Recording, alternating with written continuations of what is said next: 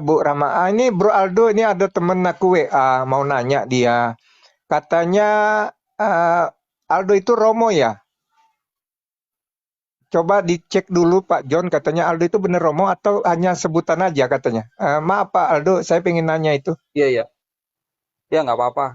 Jadi saya tuh ditabiskan menjadi imam untuk Gereja Nasrani Indonesia atau cabang dari Gereja Asiria itu 2016. Saya ditabiskan oleh Uskup Agung di Queensland, Caboolture, Australia. Nah, tahun 2019 saya resmi mengundurkan diri, saya tidak lagi melayani paroki, jadi saya fokus ke sekuler sekarang ini. Jadi kalau teman-teman masih memanggil saya Romo, ya nggak apa-apa. Tapi kalau manggil nama juga nggak apa-apa gitu. Oke, Nah, itu Dia apa udah yang saya terbiasa Romo informasinya dari yang di pertama bawah ya. kenal. Udah ya di kalian WA sama aku, jadi udah saya tanyakan dan itu pernyataan daripada Bro Aldo. ya Jadi silakan Anda dengar sendiri ya, itu pernyataan beliau. Lanjut, lanjut, lanjut Pak Aldo. ya. Nah, yang jadi penerjemah ini mesti netral ya. Mau dipakai nanti terjemahannya sama aliran A, aliran B, bahkan bukan Kristen itu silahkan aja. Jadi andai kata nih ya, kita masih pakai pemikiran seperti ini. Jadi ini andai kata ini dia naskah utamanya taruhlah Yunani gitu ya. Anggaplah nggak tahu isinya apa. Lalu diterjemahkan apa adanya ke dalam bahasa Indonesia yang baik dan benar. Diterjemahkan apa adanya aja gitu. Nah, masalah nanti, wah ini ternyata cocok sama aliran A, cocok sama aliran B, tapi wah ini nggak cocok sama aliran FGHI, oh terserah gitu. Karena yang jadi penerjemah itu harus netral. Tugasnya hanya menerjemahkan, bukan mengajar, bukan menafsir.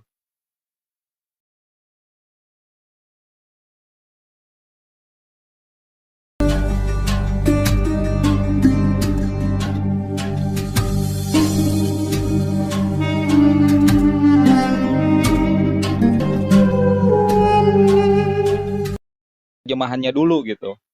Karena kalau terjemahannya salah, tafsirannya salah, jadi pengajarannya juga salah gitu. Tetap. Berarti dari sekian banyak kesalahan di dalam original teks Yunani itu karena bahasa Yunani itu sendiri adalah terjemahan ya Romo ya. Nah ini luar biasa nih Romo. Yang seperti yang Itu kemarin kita benar. bahas tuh, betul ya. Dan Romo Aldo Tulung Alo ini orang besar ini dari kekristenan beliau ini ya teman-teman ya. Romo ini dari gereja Nazaret apa Romo? Nggak, sebenarnya saya udah bukan lagi Romo ya, bukan lagi imam. Karena saya sejak 2019 itu sudah resign dan sudah kembali Mualaf. ke sekuler. Ya, jadi Iya. saya bekerja sekuler aja. Teman-teman silakan Tapi cari aja di ajaran Google. Romo ajaran Aldo yang Tulung saya Alo. bawa ini berasal dari jemaat Asiria yang masih memelihara bahasanya Yeshua Aramaik itu dalam kitab suci dan dalam liturgi penyembahan.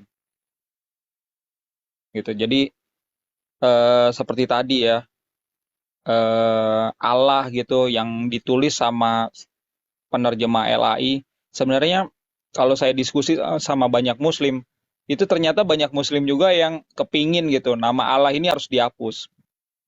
Karena memang aslinya mereka udah tahu di naskah baik itu yang Yunani apalagi yang Aramaik, nama ini tuh tidak ada. Tapi dicantumkan nih sama Allah. Bahkan ya, itu dibuat definisi yang berbeda saat ditulis Allah huruf kecil semua.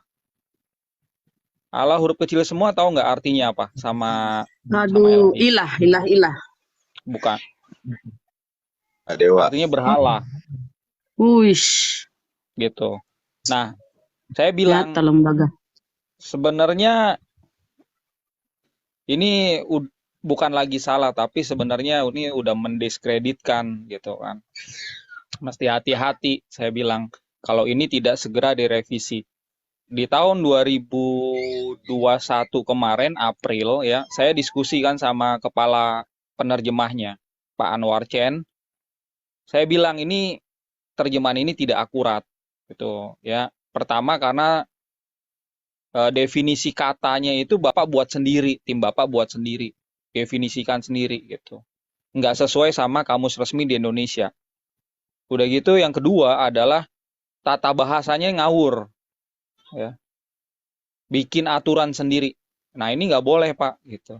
Yang namanya penerjemah di Indonesia ini mau menerjemahkan kitab suci mau menerjemahkan novel, mau menerjemahkan jurnal sains, itu semuanya berkiblat berpatokan sama aturan, mau itu pakai KBBI sebagai kamus resmi atau PUEBI sebagai aturan tata bahasa. Makanya Bang Maulana, aku tukar dulu sebentar ya. akhirnya mau direvisi.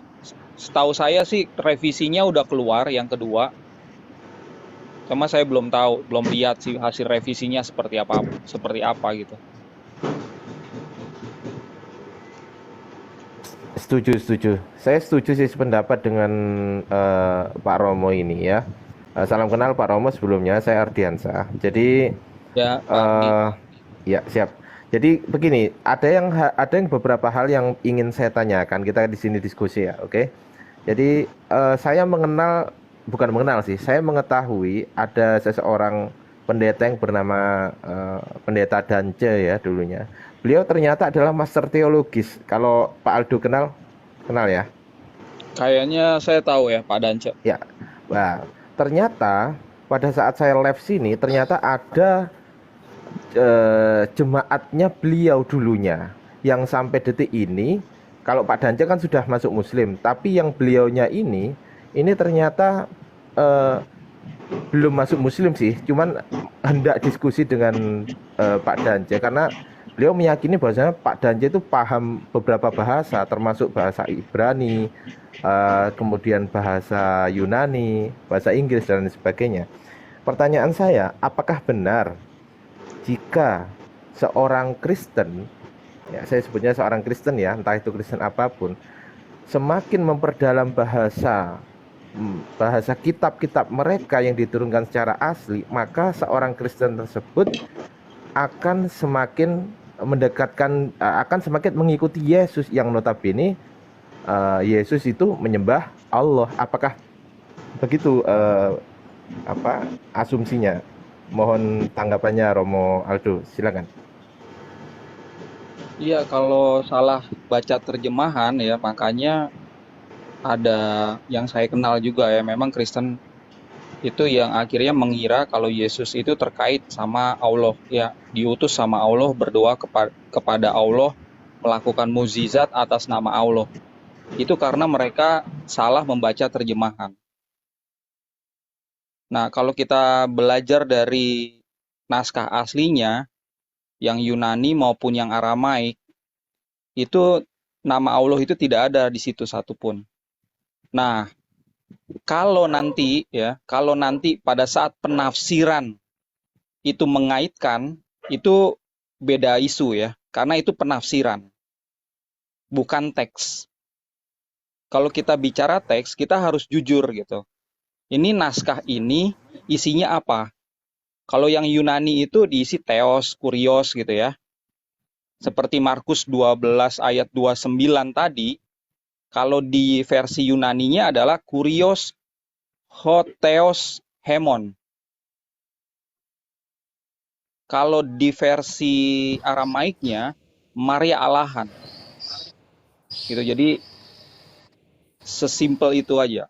Ada dua kata, Maria Alahan. Kalau di dalam Yunaninya untuk jadi 4 kata. Nah, di dalam dua ini tidak ada nama Allah. Dan kalau memang diterjemahkan ke dalam bahasa Indonesia yang baik dan benar, yang Aramaik dan Yunani juga nggak akan muncul Allah di sini. Yang jadi masalah adalah ada penerjemah yang bikin definisi sendiri itu loh. Ini yang jadi masalah gitu. Padahal bahasa Indonesia adalah bahasa pemersatu. Kalau kita sebagai penerjemah bikin definisi sendiri, kita ini seperti jadi, mohon maaf, seperti agen pemecah belah bangsa jadinya. Iya ya, betul Bang. Betul Bang Romo. Jadi menurut Bentar aku sapa dulu yang baru datang. Bang Malikil, selamat pagi, ketemu lagi nih.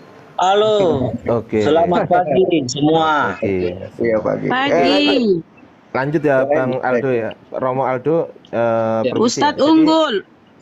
Assalamualaikum warahmatullahi wabarakatuh. Assalamualaikum warahmatullahi wabarakatuh. Lanjut standby. Kabarnya. Oke. Ya, oke. Unggul. Lanjut kawan-kawan. Saya mau Oke. bicara, takutnya kan saya mau ke lokasi, takutnya kalau saya bicara ninggalin luka nanti. Nantilah Iya, saya nanti dulu ya. Nanti dulu ya. Iya, bentar Ada ya. hal yang pengen saya tanyakan ke Romo Aldo, bahwasanya sekelas pendeta dan C tersebut yang notabene beliau paham bahasa aslinya, setelah mempelajari bahasa aslinya tersebut, dia mualaf gitu loh.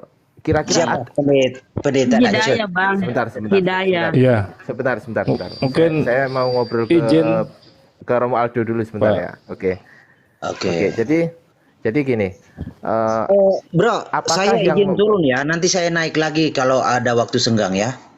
Oke. Oh iya Bang Malikil ya. Ya, oke. Silakan, Tapi gini loh, Pak Pendeta Dance itu pernah bersama dengan saya. Beliau nggak tahu tentang original teks. Dia nggak ngerti, bro. Itu aja klarifikasi saya. Oke, lanjut kawan-kawan ya. Oke, jadi yang saya ceritakan ini adalah kapan hari ada di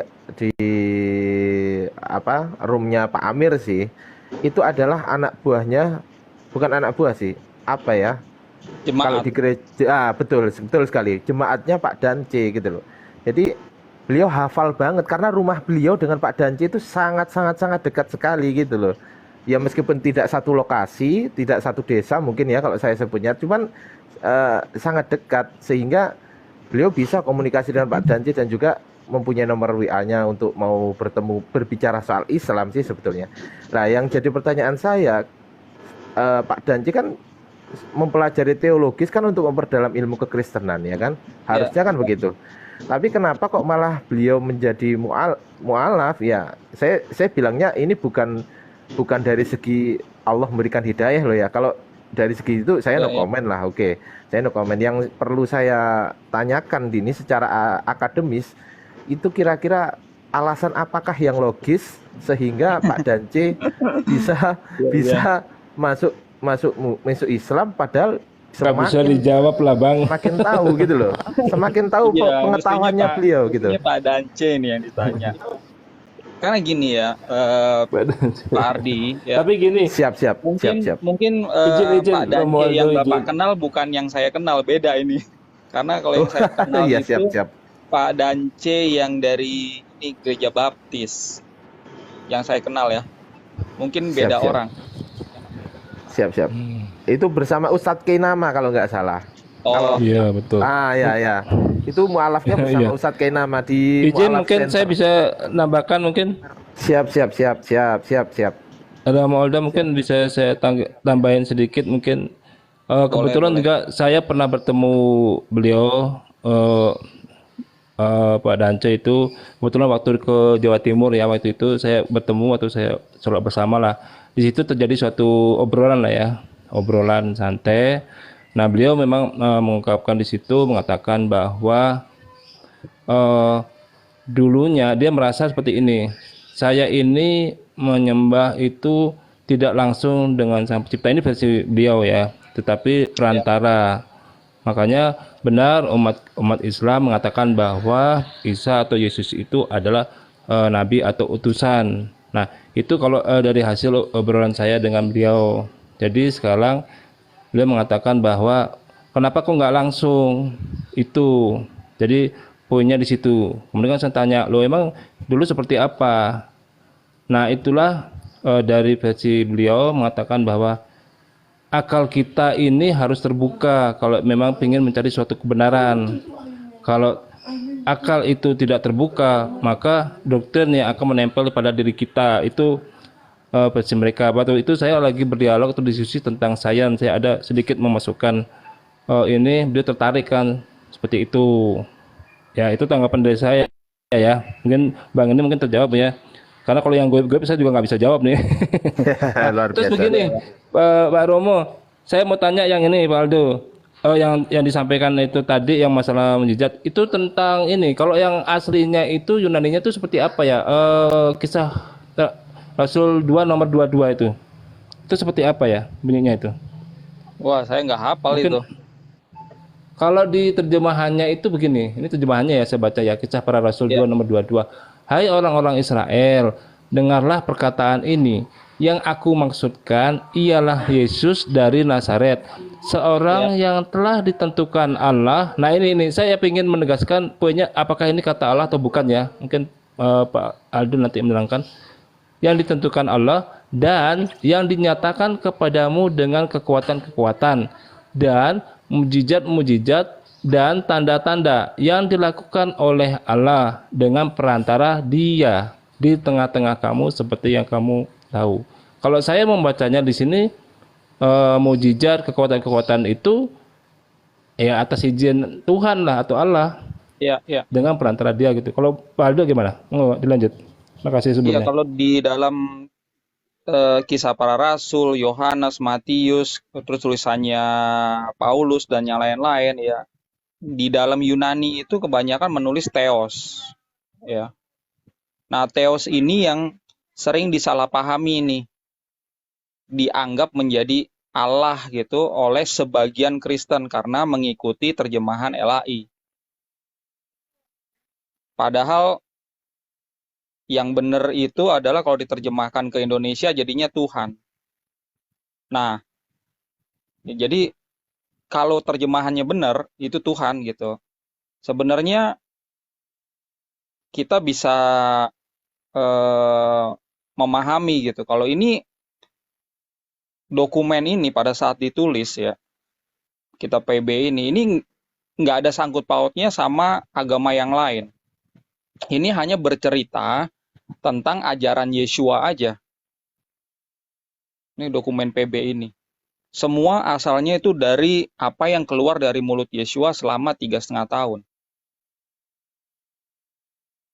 Gitu. Jadi, nah pada saat nanti ya dokumen ini ditelaah, ya, ditafsirkan, lalu muncul pengajaran, ya. Nah itu lain isu ya, lain masalah. Kalau nanti muncul akhirnya pengajaran Yesus itu diutus sama Allah. Nah itu silakan. Karena yang namanya penafsiran itu bisa liar, nggak ada SOP-nya gitu. Ya, nggak ada keseragaman bagaimana menafsirkan ayat.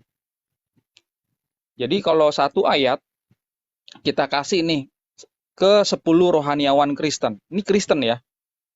Itu hasilnya bisa berbeda, Bapak-bapak. Nah, itu. Nah, kenapa? Karena sekali lagi yang namanya menafsir itu nggak ada keseragaman.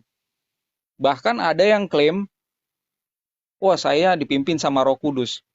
Nah udah, kalau kayak gitu udah masalah goib, angkat tangan deh, ya. Jadi terlepas dari masalah penafsiran, kita harus hormati teksnya dulu. Teksnya ini isinya apa, gitu. Kalau kurios, ya, itu bisa aslinya adalah Yehova, bisa kurios itu sendiri, yang artinya adalah tuan di dalam bahasa Indonesia.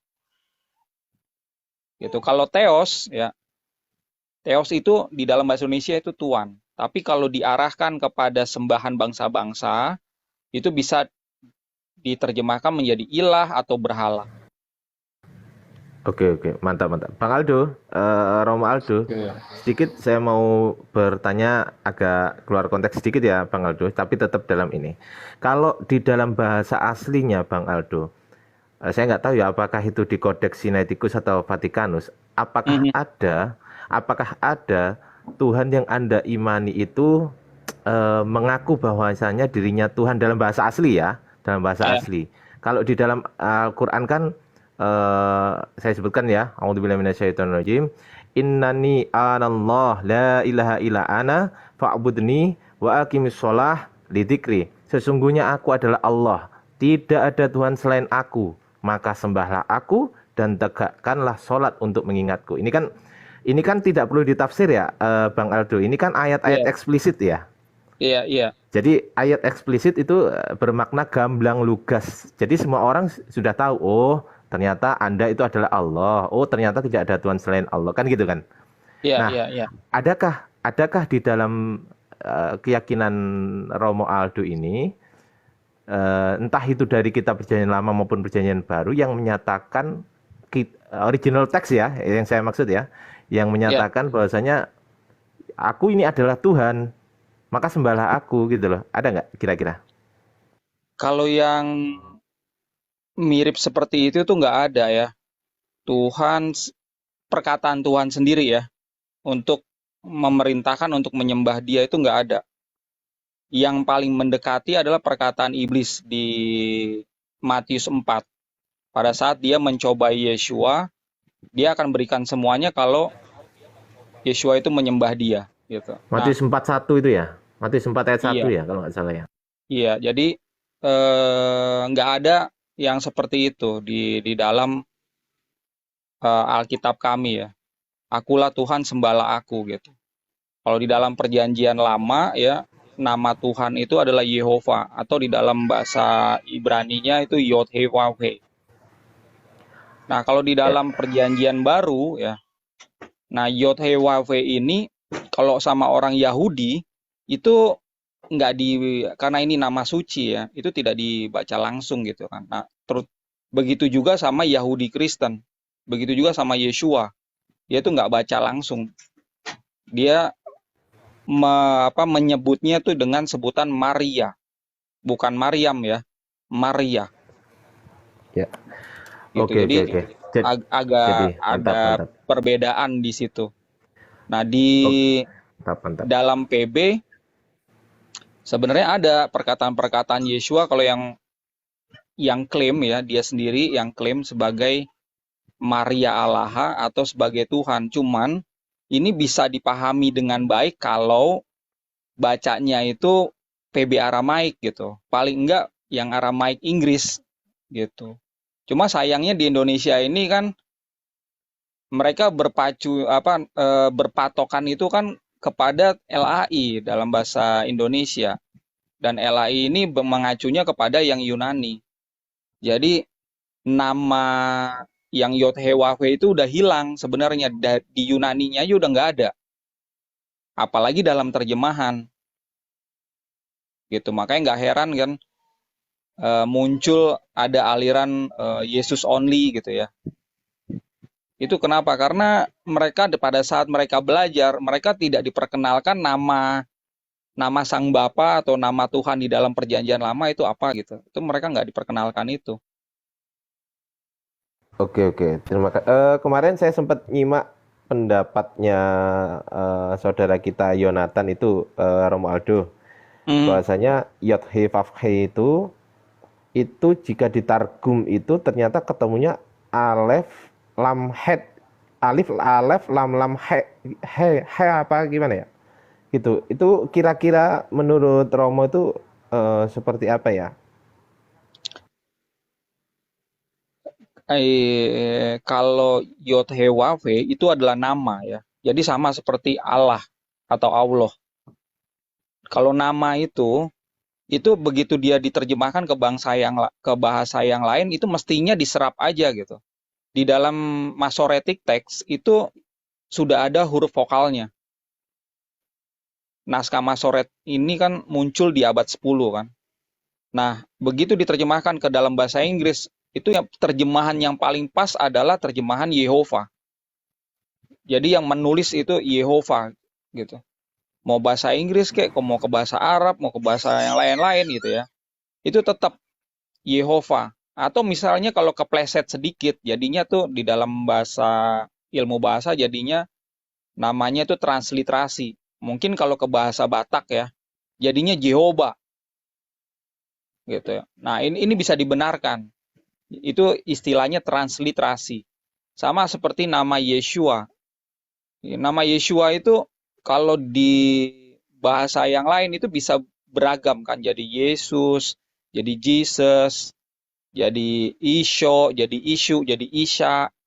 Nah, ini bisa beragam, itu yang disebut transliterasi, nggak apa-apa. Tapi kalau Yehova ya jadi Budi, nah ini udah beda gitu.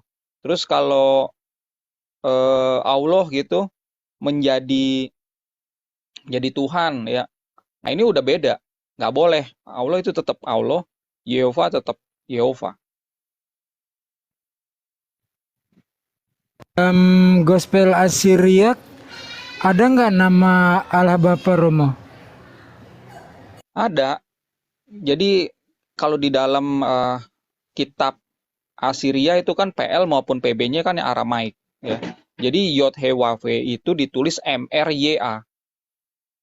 Bacanya Maria atau Mariah. Mar itu Oke. artinya penguasa atau tuan, Ia itu nama gitu. Nama suci ini. Jadi kalau di dalam perjanjian lama kan ada haleluya gitu kan. Nah, ini Yahnya ini masuk di sini.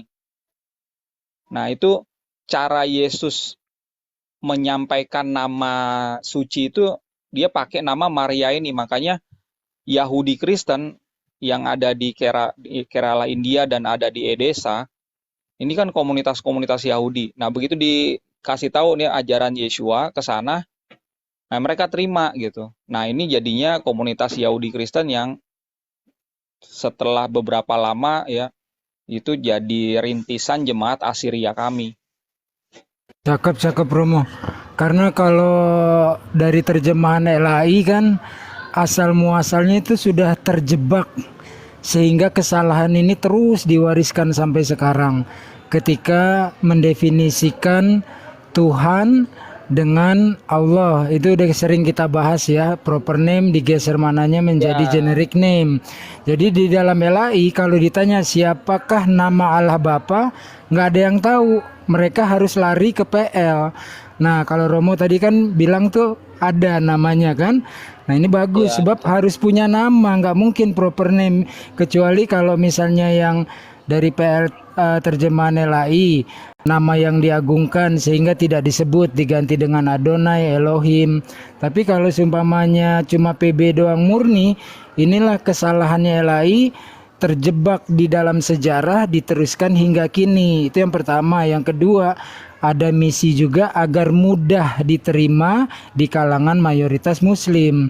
Saya pernah ke sebuah iya. kalau itu saya no comment deh. Iya, enggak, ini dari saya bukan dari Romo, bukan dari Romo.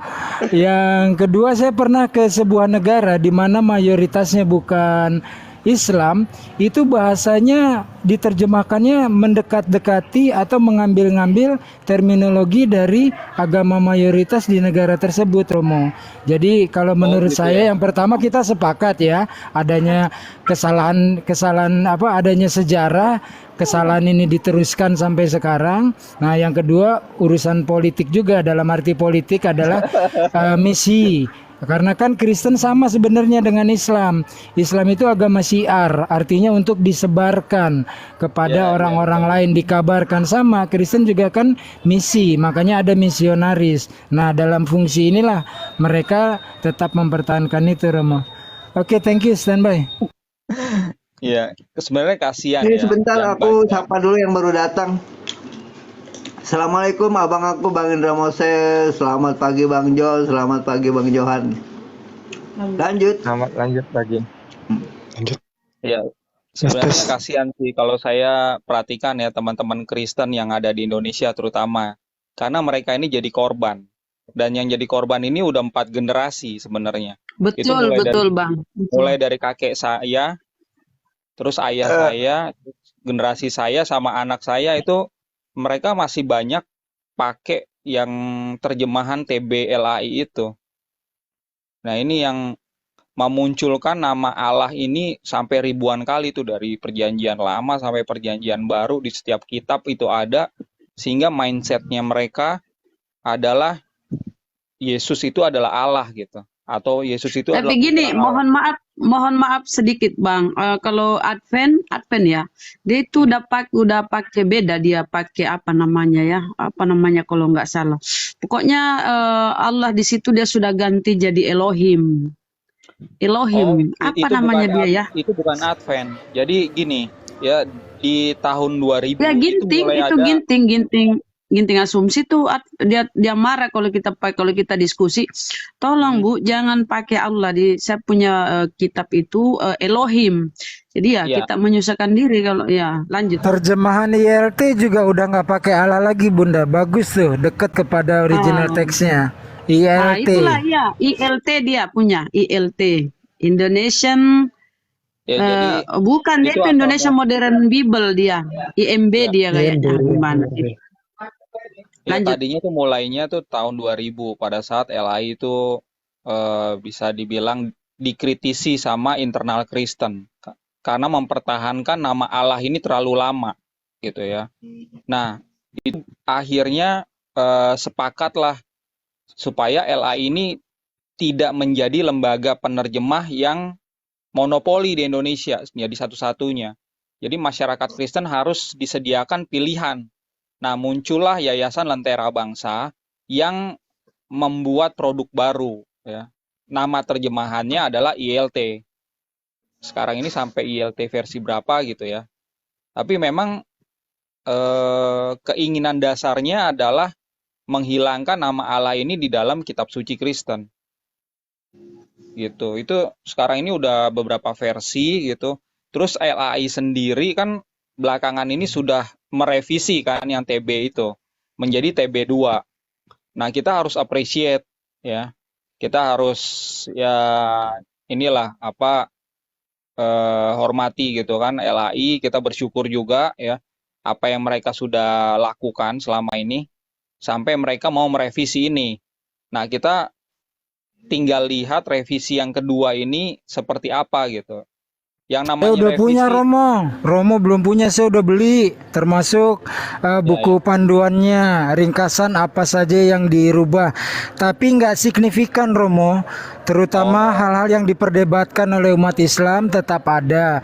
Jadi lebih kepada masalah gramatikal dan ejaan yang lebih ya zaman ya. now lah gitu. Nggak signifikan, nothing signifikan Romo. Lanjut. Oh gitu ya. Saya juga baru mau beli sih rencananya. Tapi sekali lagi kita harus appreciate ya. Mungkin pemikiran LAI itu kalau misalnya ini langsung diubah, mereka itu akan membuat shock ya satu Indonesia ini. Ya, Iya Romo. karena bayangin ya, dari Sedikit kecil saran Romo, kalau Romo mau beli online, tanyakan dulu kepada sellernya, dapat buku birunya enggak? Buku biru itu gratis. Itu ringkasan dari semua yang ada revisi dari LAI. Biasanya kalau nggak dapat bukunya dikirim PDF, tapi kan nggak enak ngeprint lagi. Mending tanya dulu kepada sellernya, dapat buku yang warna biru enggak? Itu semua yang dirubah revisi LAI ada di situ Romo. Lanjut Romo. oh Udah tuh, ya sebelum terima kasih. Jadi ya itu tadi gitu kan kalau kita mau milih penerjemah mesti hati-hati di sini dan ini kita appreciate ya si LAI ini sudah membuat revisi. Kalau misalnya ini direvisi semua ya Pak Ustadz Unggul ini mungkin shock gitu karena dari kecil ya orang Kristen itu diajar untuk menyembah Allah. Bahkan ada banyak lagu-lagu pujian ya, lagu-lagu gereja itu untuk menyembah Allah itu ada gitu. Makanya kalau Allah ini langsung dihilangkan, di take out gitu kan, wah ini lagu pujiannya udah nggak lagi dinyanyikan gitu kan. Nah ini yang saya pikir juga ya mesti hati-hati ya. Edukasi itu penting ya, dan itu harus emang kontinuitas gitu. Jadi ini pentingnya kita juga mempertahankan bahasa Indonesia ini sebagai bahasa persatuan kan. Nggak ada istilahnya bahasa Indonesia versi LAI. Itu nggak ada. Kecuali kalau LAI menerjemahkan ke dalam bahasa komunitas mereka. Oh mereka itu silakan gitu. Mau bikin definisi sendiri, mau bikin aturan sendiri silakan. Tapi selagi mereka mau menerjemahkan ke dalam bahasa Indonesia kita, ini bahasa Indonesia hanya satu versinya. Nggak ada dua. Jadi yang disebut Allah, ya itu lihat KBBI. Allah itu Tapi adalah saya nama. kalah debat Romo. Kan ada tuh kawan kita berdebat, panitia surga, nama aslinya Mas Didit. Mas Didit udah beli TB2 belum? Dia bilang belum. Kenapa, Ada di Anggul? bawah, Ustaz. Ada di bawah. Iya, aku bilang gini. Udah nggak beda kan ini apa namanya bisnisnya tuh bipang, babi panggang kan. Nah, entah apa punya peternakan apa beli gitu. Terus saya bilang, lu udah nggak bisa usaha lagi lu bipang. Kenapa Anggul?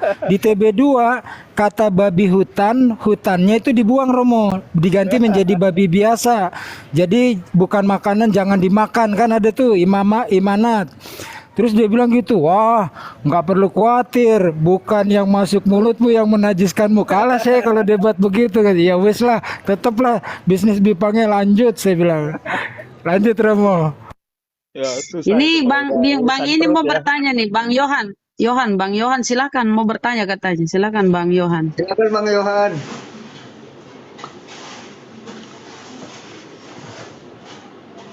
Oh, apa mau dialog? Silakan. Bang Yohan itu ke-mute. Nah, Ya, benar. tanggapannya Bang John Peter bagaimana tuh? Oh, yang kalbu pakai tuh terjemahan yang lembaga Alkitab itu kata Romo itu kurang tepat gitu loh. Silakan John Peter ditanggapi.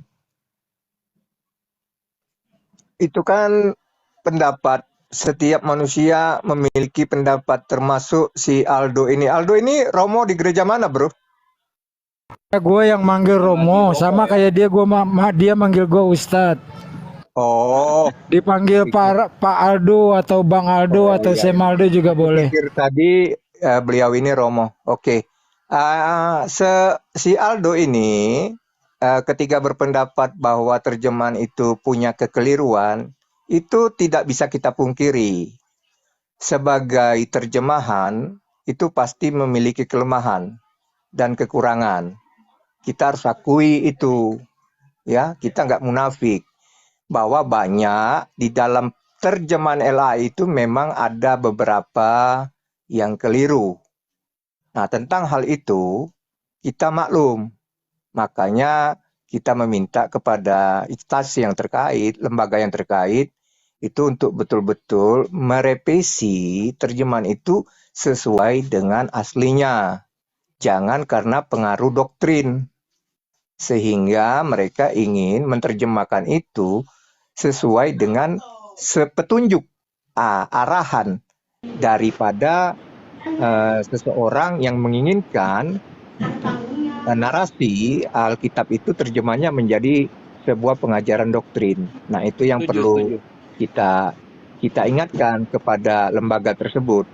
Jadi karena kita tahu ketika ada penguasa yang berkuasa memerintahkan terjemahan itu arahnya seperti dengan rancangan A, maka mereka bisa mengedit terjemahan itu sesuai dengan arahan. Nah, itu kita sadari itu. Karena dunia ini tidak lepas dari kekuasaan. Karena adanya kekuasaan inilah, maka terjadi banyak aliran-aliran di dalam suatu keyakinan. Ya, seperti Islam juga, itu karena pengaruh kekuasaan. Banyak aliran. Demikian juga Kristen. Kristen ini semakin banyak orang yang berkuasa, makin banyak aliran yang akan timbul. Itu sudah kodrat alam ya. Sudah kodrat alam, kita nggak bisa pungkiri itu. Itu suatu kebenaran. Jadi ketika si Aldo mengatakan banyak kekeliruan di dalam terjemahan, kita maklum, kita sadar itu. Intinya kembali kepada teks asli. Bagaimana teks asli itu, apakah memang sudah pas dan tidak dirubah-rubah lagi? Ya udah, otomatis kita hanya kembali kepada teks asli supaya kita paham ya. Jadi banyak runutan untuk melihat mulai dari teks dari bahasa asli kemudian terjemahan ke dalam bahasa Inggris, King James Version ya, atau kita juga bisa pakai ILT 3 yang memang terjemahnya mendekati sempurna, walaupun saya katakan masih ada kekurangan. Oleh karena itu, ya disinilah kita, para orang-orang yang memang diberi kelebihan itu untuk belajar memahami dan bisa menjelaskan kepada teman-teman yang lain, supaya tidak keliru di dalam memahami sebuah terjemahan. Kurang lebih seperti itu. Beliau Romo beneran beliau, bukan Romo-Romoan loh, Bang John. Jadi kalau tadi Bunda Maria salah mengantarnya ke John. bukan masalah kurang tepat. Yang selalu ditekankan oleh Romo Aldo adalah LAI banyak nabrak atau melanggar kaidah terjemahan dan kaidah baku dari bahasa Indonesia. Kalau mau bicara bahasa Indonesia, rujukan pertamanya itu harus KBBI. Dari KBBI terlanggar, kaidah terjemahan terlanggar gitu, John. Lanjut, John. Betul. Iya, itu kan aku membenarkan bahwa banyak di dalam terjemahan itu yang memiliki kekeliruan di dalam penafsiran terjemahan itu ya. Nah, makanya aku bilang ini ada pengaruh juga dari pengaruh kekuasaan sehingga mereka ingin menginginkan doktrin itu masuk di dalam terjemahan. Jadi ayat-ayatnya itu yang ketiga diterjemahkan ke dalam bahasa Indonesia agak sedikit berbeda gitu loh. Dan kami juga sudah belajar tentang itu. Mengapa demikian bisa terjadi? Ada indikasi mungkin ingin menerapkan tentang doktrin di dalam Alkitab itu. Bahwa yang kami yakini bahwa Tuhan itu kan pemahaman kami ada Tritunggal. Nah, untuk melengkapi doktrin Tritunggal, maka Alkitab harus disamakan narasinya dengan Tritunggal ya, pemahaman tentang Tritunggal supaya tidak berkontradiksi ketiga ayat itu nanti dipahami oleh para jemaat, para umatnya. Jadi terjemahan itu memang banyak kekeliruan, banyak kekurangan, tetapi mudah-mudahan ke depannya mereka bisa merevisi yang lebih baik lagi ya. Karena memang itu urusan instansi lembaga yang terkait. Kita ini hanyalah orang-orang yang membaca, menerima apa yang telah mereka terjemahkan. Jadi terima bersih aja lah gitu. Ya, kurang lebih seperti itulah ya. Nah, sekarang saya tanya ke Romo nih, kaitannya dengan John tadi ya, di dalam Islam banyak aliran, tetapi masalah basic foundation tentang akidah, terutama tentang tauhid, siapapun kalau sudah mengaku Islam bicara tauhidnya tetap sama, menyembah kepada Allah. Perbedaannya di yang hal-hal lain tuh, misalnya ada aliran Syiah, aliran Ahmadiyah dan Ahmadiyah dan sebagainya. Nah, ketika merilis TB versi 2, Dr. Anwar Chen bilang untuk dipergunakan dan bahasanya waktu itu kurang lebih lah, mohon maaf kalau salah nih, kurang lebih silakan ditafsirkan atau dieksegisikan menurut denominasi masing-masing. Kalau menurut saya ini mah tukang jahit, Romo. Dia, lu mau baju apa? Piyama, dijahitin piyama. Mau baju sport, dijahitin baju sport. Karena dia harus mengakomodasi berbagai denominasi yang ada. Denominasi yang ada di Kementerian Agama itu 387 denom. Artinya tiap-tiap orang ketika membaca kan harus terpenuhi, misalnya yang Jesus only, kemudian Tritunggal dan lain-lain. Menurut Romo gimana tuh? Apakah LAI mencoba untuk menaungi semua denominasi? Karena kan untuk sementara dia yang terbesar ya. Mungkin kalau ada pesaing-pesaing penerjemahan lain bisa menjadi hal yang bagus, masing-masing saling untuk menunjukkan kedekatannya dengan original teks. Menurut Romo gimana? Sebelum dijawab aku nambah sedikit ya. Sebelum dijawab aku nambah sedikit ya, Ustadz. Aku nambah sedikit gini. Apakah ini karena tidak adanya original teksnya sehingga penerjemah misalnya Lembaga Alkitab Indonesia ini menerjemahnya itu enggak tepat atau kurang tepat, atau letak kesalahan ini di mana ya, sehingga gini, kalian tuh bebas menafsir sehingga setiap denom ya beda-beda penafsirannya gitu loh, gitu ya. Silakan ditambah. Sebentar Bu Rama, ini Bro Aldo, ini ada temen aku WA mau nanya, dia katanya Aldo itu Romo ya. Coba dicek dulu Pak John, katanya Aldo itu bener Romo atau hanya sebutan aja katanya. Maaf Pak Aldo, saya pengen nanya itu. Iya. Ya nggak apa-apa. Jadi saya tuh ditabiskan menjadi imam untuk Gereja Nasrani Indonesia atau cabang dari gereja Asiria itu 2016. Saya ditabiskan oleh Uskup Agung di Queensland, Caboolture, Australia. Nah, tahun 2019 saya resmi mengundurkan diri, saya tidak lagi melayani paroki. Jadi saya fokus ke sekuler sekarang ini.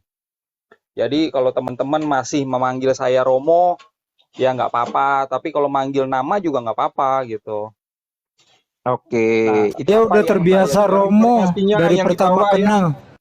Udah ya, di kalian WA sama aku, jadi udah saya tanyakan dan itu pernyataan daripada Bro Aldo. ya, Jadi silakan Anda dengar sendiri ya, itu pernyataan beliau. Lanjut Pak Aldo. ya. Nah, yang jadi penerjemah ini mesti netral ya. Mau dipakai nanti terjemahannya sama aliran A, aliran B, bahkan bukan Kristen itu silahkan aja. Jadi andai kata nih ya, kita masih pakai pemikiran seperti ini. Jadi ini andai kata ini dia naskah utamanya taruhlah Yunani gitu ya. Anggaplah nggak tahu isinya apa. Lalu diterjemahkan apa adanya ke dalam bahasa Indonesia yang baik dan benar. Diterjemahkan apa adanya aja gitu. Nah, masalah nanti, wah ini ternyata cocok sama aliran A, cocok sama aliran B, tapi wah ini nggak cocok sama aliran FGHI, oh terserah gitu. Karena yang jadi penerjemah itu harus netral. Tugasnya hanya menerjemahkan, bukan mengajar, bukan menafsir. Nah, itu yang pertama, mesti netral. Terus saya mau jawab pertanyaannya Bunda nih ya. Ini pertanyaan bagus. Kok sekarang alirannya banyak gitu kan, terus terjemahannya banyak. Karena gini Bunda, kalau penerjemah itu memakai referensi PB Yunani, nah PB Yunani itu sekarang ini ada dari abad 4 sampai abad 16. Ada ribuan naskah. Tapi uniknya, karena dulu nggak ada mesin fotokopi, kan disalin tangan. Sehingga itu beda-beda Bunda. Jadi ada ribuan tapi nggak ada dua yang identik. Ada yang katanya di sini salah huruf, ada yang katanya hilang, ada yang kalimatnya hilang, ada yang paragrafnya hilang. Seperti itu tuh. Makanya ya di kekristenan itu khusus untuk yang PB Yunani ya, itu diinisiasi ada kompilasi gitu. Ada 3 kompilasi besar. Yang pertama itu majority text. Jadi dari antara semua ini, semua naskah ini beda-beda, diambillah yang persamaannya mana, jadilah majority text itu diprakarsai sama Kristen Ortodoks. Terus ada Textus Receptus. Textus Receptus itu diprakarsai sama Roma Katolik. Terus ada critical text yang bersumber kepada 2 naskah paling tua aja. Antara Sinai sama Vatikanus yang perbedaannya 3000 teks. Nah, diambillah yang persamaan-persamaannya jadilah critical text. Nah, pada saat kompilasi-kompilasi itu ada ya, Textus Receptus itu yang terakhir yaitu di abad 16. Itu sudah ada mesin cetak yang dibuat sama Johannes Gutenberg. Kebetulan dia adalah juga jemaat Katolik. Makanya sejak itu udah nggak ada lagi penyalinan. Daripada salah-salah ya kan disalin, udah lebih baik dicetak aja. Referensinya tinggal pilih ya mau pakai kompilasi yang mana. Nah, sehingga muncullah varian-varian dari terjemahan yang kemudian dicetak gitu, disebarluaskan. Naik Bang Akimoto, naik Bang Akimoto. Bang host Akimoto mau bertanya. Mungkin dia mau naik, dia minta naik. Silakan naik, Aki. Lanjut Romo, lanjut Bang Kenapa Aldo. kitab Injil tidak disertai dengan original teks terjemahannya? Wah, kalau ini disertai dalam satu buku jadinya tebel. Ya, sebenarnya gini, yang namanya Alkitab Kristen itu dibuat oleh 3 gereja ini aja, 3 aliran ini aja. Yang pertama Katolik, yang kedua Ortodok, yang ketiga adalah Asiria. Cuma 3 dari ribuan aliran. Jadi yang lainnya itu beli kitab dari toko, download dari Google. dari Play Store. Terus Protestan? Protestan? Protestan itu nggak buat. Nah, justru ini saya mau jelasin. Oh, Tadinya ya 3 gereja yang membuat ini itu tebel kitabnya karena dibagi 2. Ada kanon, ada apokrif. Semua dipakai nih. Itu jumlahnya 100 kurang lebih. Yang kanonnya aja itu Katolik itu 73. Kalau yang di Ortodoks itu 80-an. Kami juga 80-an. Ya. Itu kanonnya. Nah, mau sama Protestan dimulai sama Martin Luther itu dibuang. Banyak kitab-kitab ini apokrif udah nggak dipakai lagi. Terus yang kanonnya itu dibuang lagi, sisa 66. Nah, yang 66 ini aja kalau misalnya ditambahin ya sama bahasa aslinya dalam satu lembar itu. Ini kan 66 ini udah tebel ya. Ini tambah tebel jadinya. Jadi kalau dibawa-bawa gitu sama jemaat kayaknya berat gitu kan. Jadi lebih baik itu nggak dibawa gitu. Maksudnya nggak disisipkan bahasa aslinya ke dalam terjemahan. Jadi jemaat itu kalau memang mau belajar ya udah baca aja terjemahan. Kalau dia memposisikan dirinya sebagai rohaniawan, dia harus belajar bahasa aslinya pakai kitab yang bisa dia akses lah sekarang ini dengan mudah lewat internet. Gitu. gitu ya. Terima kasih jawabannya ya. Silakan Akhi Moto mau ngobrol sama Assalamualaikum Abang Aku Moto. Ya, silakan. Waalaikumsalam Assalamualaikum. warahmatullahi Assalamualaikum warahmatullahi wabarakatuh. wabarakatuh. Siap, Mas Indra, insyaallah. Iya, assalamualaikum, Bro Aldo. Ya, assalamualaikum. Kita pernah berbicara mengenai ada ketidaktepatan yang pernah kita kupas dan kita bahas juga. Ada misal contoh. Aku sebentar, Chris, aku izin turun dulu ya. Aku ada kerjaan sedikit ya. Aku turun dulu ya. Lanjut. Baru dimulai. Oh enggak, ada kerjaan ini. Bentar ya. Lanjutlah dulu ya. Aku turun dulu ya. Aplikasi mau dipakai. Oke. Iya, aku lanjut ya. Contoh yang kemarin ini dulu kita pernah kupas dan kita pernah ini mengenai ada istilah yang tidak tepat terjemahannya ya, yang di Matius 19:24 yang lebih mudah seekor unta masuk melalui lubang jarum. Kata gamal di sana harusnya kan tambang, kan yang mempunyai 2 arti. Jadi kalau di Arab itu ada namanya lafaz mustarok, satu kata mempunyai beberapa makna gitu. Itu sebenarnya bukannya unta tapi tambang kan. Nah, menarik. Kemarin kita sempat terhenti karena kesibukan juga. Aku juga ini waktunya mepet, nggak begitu banyak mengenai kata Injil. Jadi yang kemarin saya sempat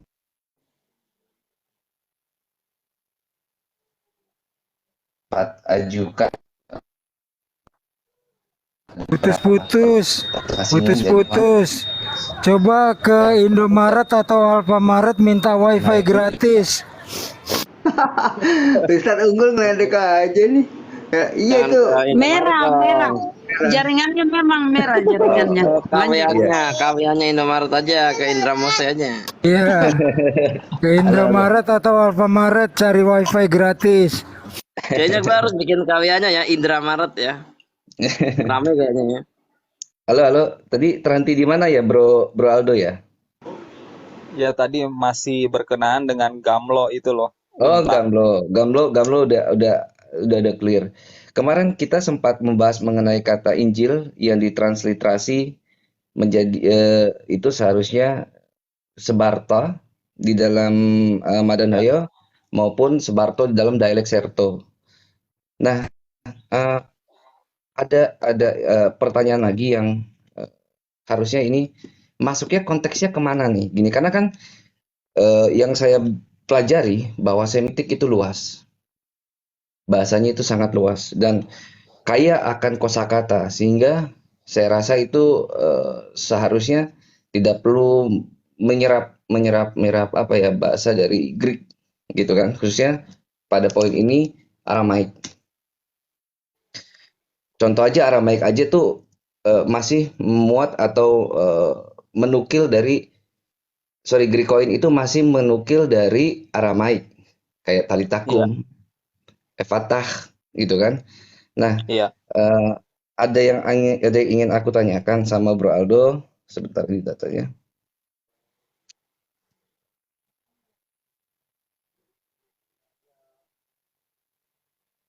Oke. Eh,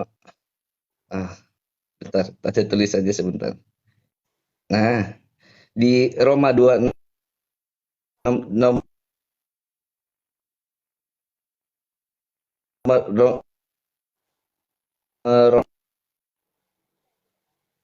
Putus-putus ya di saya. Guys, sambil makan ya guys. Malaikan guys.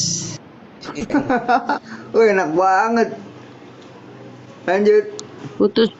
Putus-putus akhi moto. Oh ini udah ada tamu. Suaranya Bang ini kayak Mino aja. Nah, ini di Roma 2 nomor 16. Suaranya kecil. Tes. Silakan. Ya, Bang. Di Roma 2 nomor 16, hal itu akan nampak pada hari bila mana ilah sesuai dengan Injil yang kuberitakan. Stressing point nanti ada di Injil, Bro Aldo. Di dalam koine Greeknya, emera, hote, krine, hoteos, ta, krupta, ton, antropon, kata, evangelion. Masih menyerap evangelion. Nah, kalau kita lihat di dalam bahasa Aramaiknya dengan dialek Serto yang tadi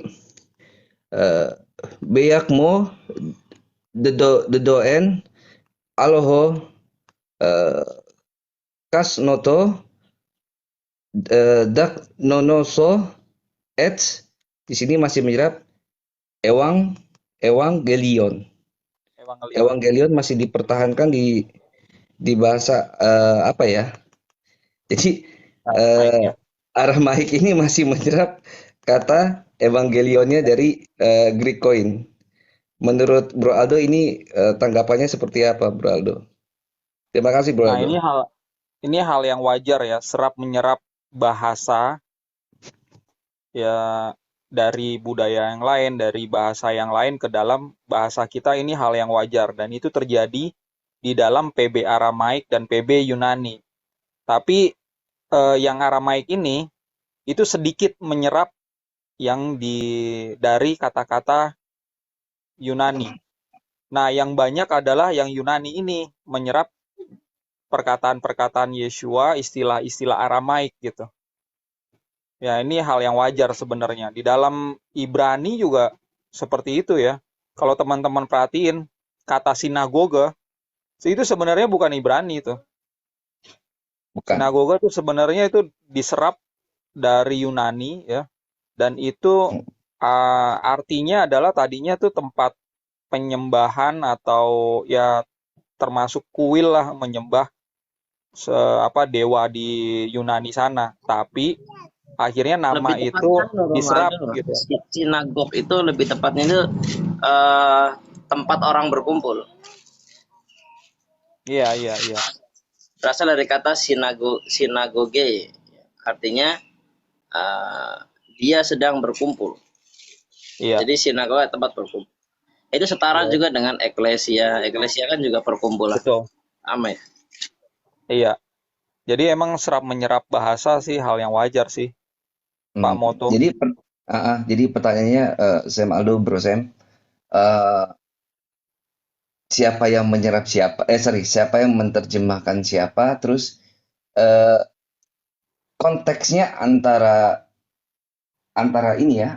Sebarto dengan Evangelion di dalam penerjemahan Aramaik itu sebenarnya kalau misalnya ya jika itu Injil itu ingin digunakan sebarto nanti Arabiknya menjadi basyaro atau kabar gembira, good news. Nah ini kenapa nggak ini ya, Bro Aldo ya? Kenapa nggak konsisten? Misalnya untuk semua kata Injil itu menggunakan kata sebarto atau sebarta, atau sebaliknya semua untuk kata Injil itu menggunakan di Aramaik menggunakan evangelion seperti yang kita temukan nanti ada di Roma 2:16, di 1 Korintus 15 nomor 1, di 2 Korintus 4 nomor 3 gitu kan. Saya sih baru hanya meneliti ada 3 ayat itulah. Menurut Bro Aldo, jadi terhadap pertanyaan saya, siapa yang menerjemahkan siapa? Yang kedua, kenapa tidak konsisten terhadap satu kata yang dipilih atau satu diksi yang dipilih bahwa untuk Injil itu lebih baik menggunakan kata sebarta atau sebarto, tidak menggunakan evangelion atau sebaliknya. Terima kasih buat Semaldo. Ini pertanyaan S2 ini, Pak. Jadi kalau siapa nyontek siapa itu sebenarnya kembali lagi kalau Bapak tanya ke aliran kami Asiria, tentunya jemaat Asiria meyakini asal-usul kitab PB itu aslinya adalah Aramaik gitu ya. Nah, Aramaik ini kemudian diterjemahkan, disalin ke dalam Yunani. Nah, pada saat menyalin awalnya yang Aramaik ini itu kan dari ajaran lisan yang beredar pada saat itu. Ya, kemudian Matius menuliskannya, Lukas menuliskannya. Karena apa? Karena Yesua pada saat dia ngajar 3,5 tahun kan, di kepala murid-muridnya lah ini pengajarannya itu.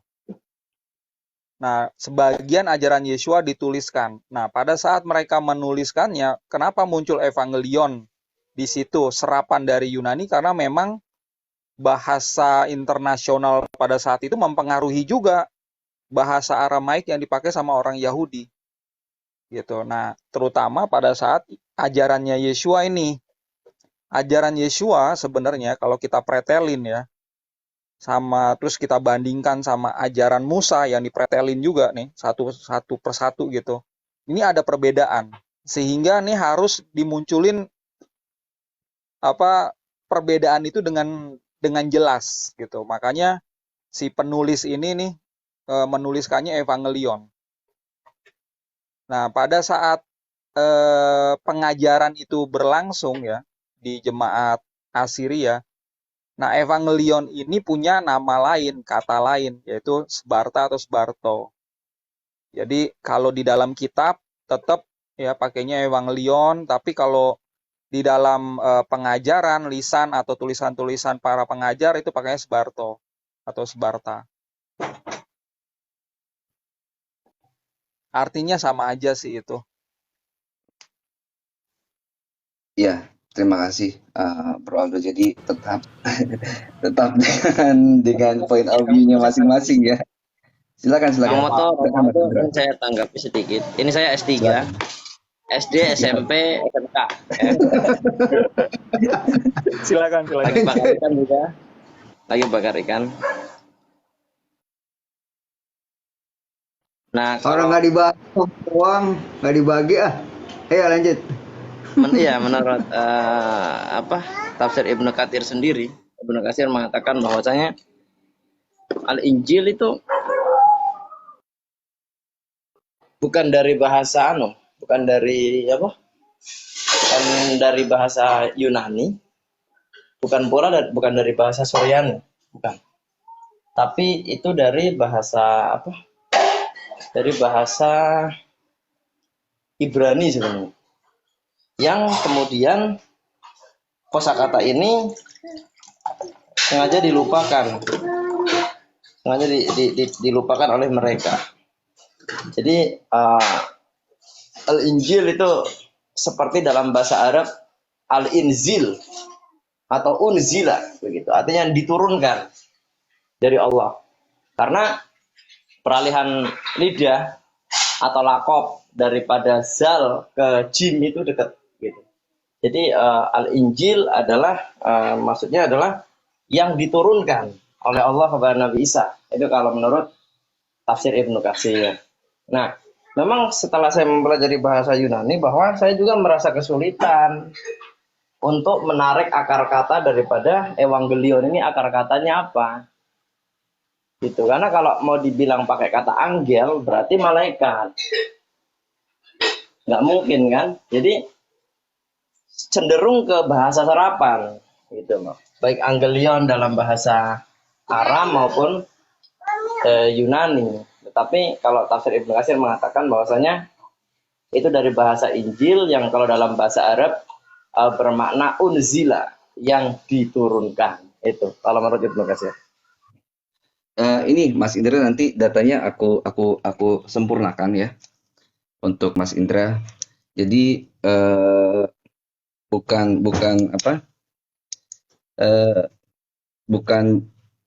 hanya dari Ibnu Katsir, tapi kalau misal kita lihat dari, sebentar.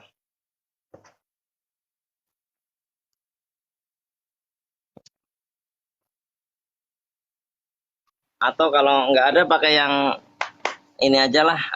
Nih, aku pakai Al-Ma'ani ya. Pintas deh, jalan pintasnya atau tafsir Panji Gumilang deh. Nah, jadi kalau kita merujuk pada Al-Ma'ani, di sini kata Injil. Gitu. Yang nyimak, tolong mohon maaf sebentar, Akhi. Tolong ya yang nyimak, saudara-saudaraku, bantu tap-tap ya, tap-tap supaya ini komal saudara kita ini mantap lah. Terima kasih. Bantu Lanjut. follow juga, bantu follow juga Bunda. Ya, tolong dibantu follow yang saudara-saudara kita yang ada di atas ya semuanya. Terima kasih ya yang 230 hampir 230 nih ya. Terima kasih saudaraku ya. Ya. Silakan Sama-sama, lanjut, terutama saudara-saudari kita yang Kristen, terutama makin panas Anda mendengar, makin kencang tap-tapnya. Standby.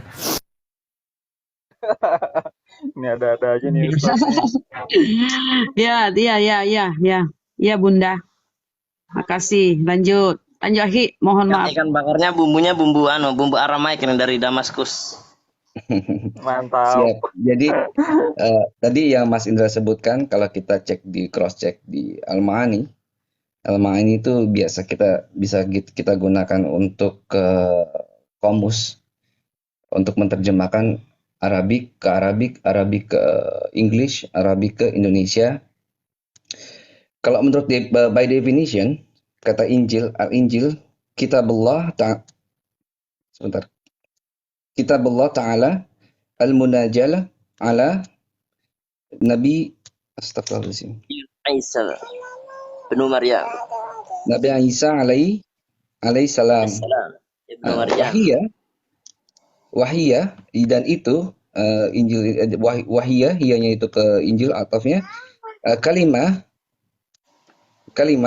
yang Yunaniyah, berasal dari bahasa Yunani, makna basarah, yang bermakna kabar baik, basarah.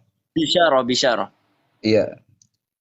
Yuzakkar wa yu'annas, yuzakkar itu adalah bentuk maskulin, yu'annas itu adalah bentuk feminim. Itu kecil banget ya. Faman anasa ardo sahifah. Kalau itu berarti sahifah itu bentuk jamak dari suhuf. Jadi kalau misalnya muzakkar, kalau dalam bentuknya maskulin, Injil itu artinya buku-buku. Lembaran-lembaran. Sahifah atau menjadi buku. Gitu. Wamin zakarhu Alkitab. Kalau dalam bentuknya dia maskulin atau muzakkar, Injil itu bermakna Alkitab, sebuah kitab. Nah, ada definisi lain mengenai Injil. Jadi mustalahat Injil itu Alkitabu Al-Munajjal ala Isa ibnu Maryam alaihissalam wahwa min an-najl. Jadi Injil itu sebuah kitab yang diturunkan oleh Isa kepada Allah ke atas terhadap Isa ibnu Maryam alaihissalam, wahwa min yang itu kata tersebut berasal dari kata anzala. Ya, najjala. Wahwa al-asl. Wahwal usul, dan itu adalah dasarnya. Nah, itu pokok. Pokok. Al-Injil, Jadi artinya pokok. usul. Nah, al-Injil aslu lail ulum hukum. atau pedomannya ilmu dan hukum, wa hukmu. Nah, jadi Injil dan itu bermakna hukum, pokok atau dasar dari sebuah ilmu atau sebuah hukum-hukum. Kalau di Arabik versinya seperti itu, Bro Aldo yang kemarin Bro Aldo tanyakan apa sih Injil dalam Arabik itu artinya apa gitu. Iya. Kurang lebih seperti itu, ada Bro Aldo. kata basorah juga ya di sini ya. Iya. Bisyaro. Iya. Basaro itu nanti tetap karena namanya bahasa Semitik ya. Tetap dipertahankan huruf ba, shin sama ro. Huruf kalau di dalam Aramaik tetap dipertahankan huruf verb shin sama rish. Kalau di Aramaik rishnya tetap, jadi 3 akar kata ini masih tetap dipertahankan. Itu kalau sama-sama Semitik itu akar katanya tetap 3 hurufnya sama, cuman nahwunya yang beda. Nahwu dan sorobnya yang beda. Iya, ada kemiripan memang. Iya. Karena kalau Rabi M. Lamikra itu Romo Aldo bilangnya itu sebenarnya itu bukan bahasa yang berbeda, tapi itu hanya lakob atau lahjah, dialek saja. Jadi induknya tetap Semit. Induknya Semit, dialeknya Arab, Ibrani, Aram, Amhar itu. Tapi tetap itu bahasa yang satu. Kalau menurut Lamikra ya, Rabi yang tinggal di Mesir.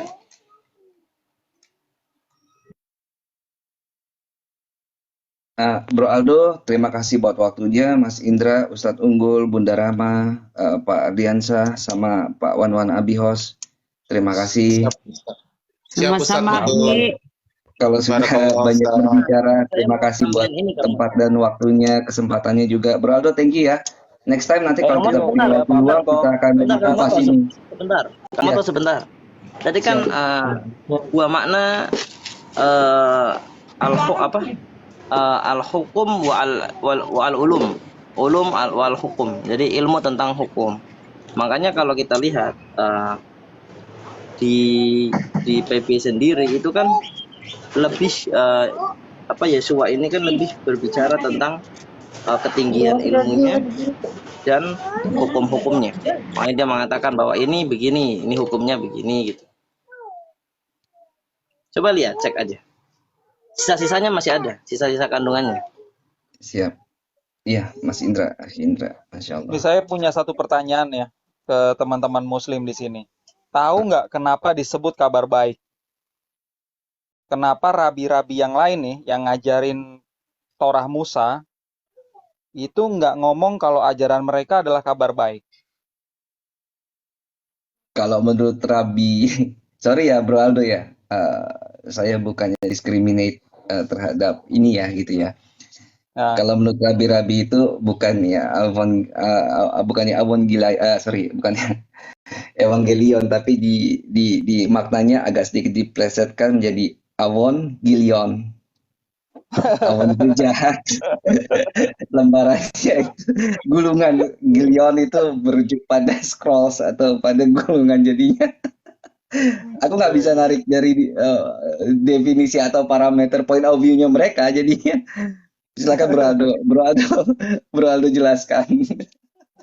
Jadi gini, terlalu tendensius soalnya. Kalau saudara-saudara pretelin ini ya, ajarannya Musa yang ada di Torah itu sebenarnya kalau dipretelin ada 613 perintah. Ya, yang meretelin itu rabi-rabi sendiri ya. Terus merangkumnya itu sekarang udah banyak sih diposting di berbagai website di dalam bahasa Inggris. Cuman kalau kita baca itu sebenarnya diperhalus kalimat-kalimat itu. Kenapa? Karena di dalam 613 itu ada perintah ya misalnya nih merintah membunuh, menggenosid 7 bangsa di Kanaan. Jadi menggenosid itu berarti sampai anak cucunya juga, sampai kambing dombanya juga mati gitu. Supaya bangsa Israel nggak ngontrak, tapi memiliki properti mereka, tanah mereka. Terus ada juga satu bangsa yang itu dibenci secara turun-temurun, namanya bangsa Amalek. Terus kalau mereka ngelihat rumah ibadah dari agama lain, dari pemujaan yang lain, itu aturannya adalah hukumnya itu dibakar, dihanguskan. Itu ada di dalam 613 itu. Nah, itu untuk bangsa-bangsa yang lain ya. Nah, untuk bangsa sendiri itu ada 23. Saya rinci ada 23 perintah untuk merajam bangsanya sendiri kalau melanggar. Ya misalnya dia gay, ya dia dirajam. Terus kalau dia wanita tapi nggak perawan, terus besoknya diketahui nih sama suaminya. Nah, wanita si istri itu dirajam. Tuh sampai mendengar nabi palsu juga atau murtad ya. Sampai anak yang durhaka itu juga dirajam. Jadi memang salah sedikit ya di dalam budaya Yahudi ini ya bisa hukumannya mati gitu. Nah, bedalah sama ajarannya Yeshua. Pada saat dia ngajar, yang hukuman-hukuman fisik itu udah nggak lagi disebutkan atau bisa dibilang itu digenapi. Ya. Nah, ajarannya dia ini yang menekankan kasih gitu. Ada satu cerita kiasan ya di antara banyak ajaran Yeshua. Itu kisah kiasan tentang bapak yang kaya raya punya anak 2, yang sulung tetap, tapi yang anak bungsunya ini dia durhaka nih, bapaknya belum meninggal, dia pengen harta warisannya. Tapi akhirnya dikasih sama bapaknya. Nah, anaknya nih pergi, habisin itu uangnya, main cewek segala macam. Begitu dia habis, jadi jatuh miskin, terus dia balik, tapi tetap diterima sama bapaknya. Nah, ini gambaran Tuhan itu seperti apa yang digambarkan sama Yeshua. Ini berbeda sama ajarannya Musa. Ajaran Musa anak durhaka itu nggak ada istilahnya konseling gitu, nggak ada. Itu dibawa ya ke tengah desa di dekat gerbang situ, itu dirajam rame-rame. Yang merajam pertama adalah saudara-saudaranya sendiri. Itulah kenapa ajarannya Yeshua itu disebut nih evangelion ya, atau sebarta. Ini kabar baik nih sebenarnya, nih udah nggak ada lagi salah-salah, takut gitu kan. Terus nanti dirajam. Bahkan ada satu perintah itu yang membakar hidup-hidup. Nah, itu ada tuh aturannya di dalam 613 itu. Di dalam ajarannya Yeshua, ajaran hukuman fisik itu sudah tidak diberlakukan lagi. Begitu rekan-rekan. Siap. Izin menanggapi Bro Sam Aldo sekalian nanti sekitar 10 menit lagi lah saya out. Jadi 603 plus Aseret Hadebarim, 10 perintah Tuhan jadi 613 yang di mana di situ nanti menurut Bro Aldo tuh hilang Bro Aldo-nya. Kepental ya. Lu pengakuan lo, Maremoto. Anak yang ngabisin harta bapaknya pulang terus tapi diampuni. Lu pengakuan lo. Bang Moto, Ustaz Tunggul mungkin saya komentari tadi tentang hukum kasih ya, hukum kasih. Yang orang Kristen dan termasuk Romo Aldo itu memahaminya sebenarnya bahwasanya kita tidak boleh memberikan hukum yang keras karena ajarannya tidak seperti itu. Saya tidak setuju karena ajaran para nabi ini sama, ya kan? Harisun 'alal mu'minina asidda'i 'alal kufar. Lembut kepada orang yang beriman, keras kepada orang yang kafir. Nah, ketika dia bilang hukum Yesus ini semuanya kasih. Ketika ada orang datang kepada Yesus, bagaimana musuh saya? Kasihilah musuhmu. Kenapa? Ini seperti Nabi Muhammad waktu di Mekah. Fa'fu, maafkanlah mereka. Wasfahu, dan sabarlah. Hatta ya'ti Allahu bi amri, sampai Allah datangkan perintahnya. Maksudnya apa? Ketika di Madinah punya kekuatan baru suruh perang. Musa ketika ditindas sama Firaun sama, fa'fu wasfahu. Sebentar Bang Indra, sorry. Host itu Romualdo nggak tahu cara naiknya tuh, dijambak aja. Lanjut, Indra. Saya begini ya, contoh dalam Al-Quran, Nabi Musa ketika masih di Mesir, dia tidak melawan Firaun. Allah cuma katakan, idhab ila fir'auna innahu tagha. Pergilah kalian berdua kepada Firaun karena dia sudah melampaui batas. Fakul halaka ila antazakka. Berikanlah dia firmanku agar mereka bisa menjadi orang yang paham terhadap kebenaran. Wa ahdiyaka ila rabbika wa tawalla. Semoga dengan penyampaian ini dia mendapat petunjuk dari Tuhan yang Maha Tinggi. Ya kan? Kemudian Firaun lebih memilih untuk mendurhakai. Nah, tapi Musa tidak pernah mengatakan, ayo Bani Israel angkat senjata kita berontak. Karena apa? Posisinya lemah, nggak bisa. Perang ini nggak bisa kalau kita yang mulai, baru kita yang lemah, nggak bisa. Islam itu punya aturan. Tapi Nabi Musa hanya mengatakan begini, fa'arsil ma'ana Bani Israel. Kalau kamu tidak mau membebaskan mereka dari perbudakan, lepaskanlah Bani Israel pergi bersamaku meninggalkan Mesir. Coba bayangkan. Jadi ngalah gitu. Karena emang lemah, ngalah. Nah, Yesus sepada itu lemah. Kenapa? Negara dijajah Romawi, porak-poranda.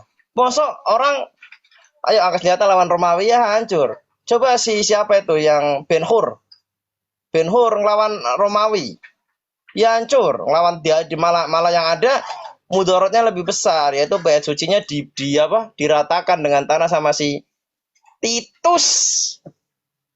Iya, Jadi 70 andaikan itu. saja Nabi Isa ini tidak dipersekusi, dia bisa sampai puncak dakwahnya, sampai akhirnya dia punya kekuatan. Pasti Allah akan turunkan wahyu, wahai Isa, angkatlah senjata, usir orang-orang Romawi. Yakin saya.